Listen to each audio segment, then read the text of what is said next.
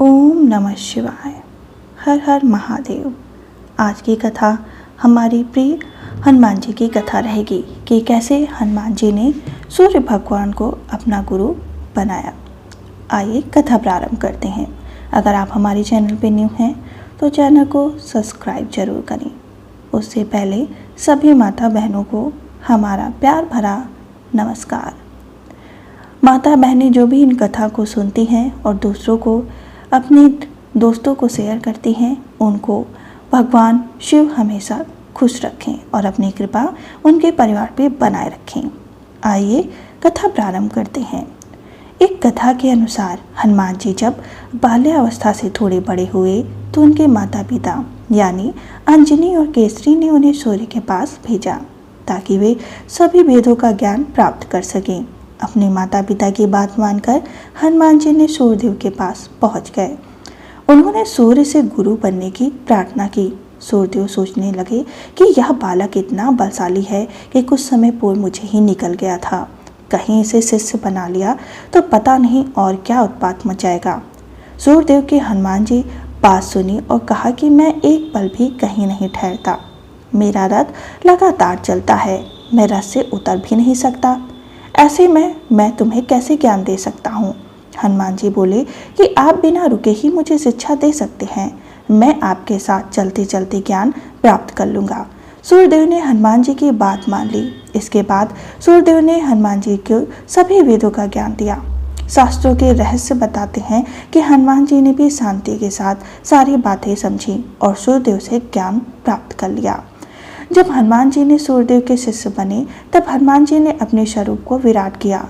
उसके बाद जिस वेग से भगवान सूर्य अपने रथ पर चल रहे थे उसी वेग से सूर्य के समांतर हनुमान जी भी उड़ने लगे। सूर्यदेव ने उन्हें एक एक करके सभी विद्याएं देना प्रारंभ किया।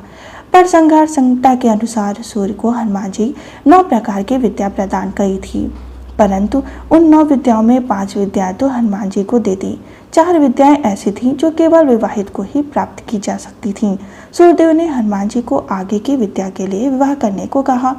हनुमान जी ने बाल्यकाल से ही ब्रह्मचर्य का पालन करने का निर्णय ले चुके थे। अब विवाह तो कर नहीं सकते थे और यदि विवाह नहीं करते तो आगे की विद्या कैसे प्राप्त करते। हनुमान जी निराश हो गए और सोच में पड़ गए कि इस समस्या का समाधान कैसे निकाला जाए। हनुमान जी ने सोचा कि गुरु से बड़ा मार्गदर्शक इस संसार में कोई दूसरा नहीं। हनुमान जी ने सोचा कि अपने गुरु सूर्यदेव से ही समाधान लिया जाए। ऐसा विचार कर हनुमान जी ने सूर्य के पास आए और अपनी समस्या बताई। सूर्यदेव ने कहा कि समस्या तो गंभीर है। एक तरफ विवाह के बिना तुम्हें विद्या प्राप्त नहीं हो सकती और दूसरी तरफ तुमने ब्रह्मचर्य का पालन करने का व्रत लिया है। सूर्यदेव ने एक युक्ति सुझाई कि हनुमान, तुम एक काम करो, किसी कन्या से विवाह कर लो, लेकिन गृहस्थी मत बसाना, तो ब्रह्मचर्य भी नहीं टूटेगा और तुम विद्या भी प्राप्त कर लोगे। फिर हनुमान जी ने कहा, जैसी आपकी आज्ञा। ऐसा कहकर उन्होंने सूर्यपुत्री से ही विवाह संपन्न किया। क्योंकि सूर्यपुत्री तपस्या में लीन थी, इसलिए उन्होंने विवाह संपन्न करने के बाद अपनी तपस्या फिर से प्रारंभ कर दी।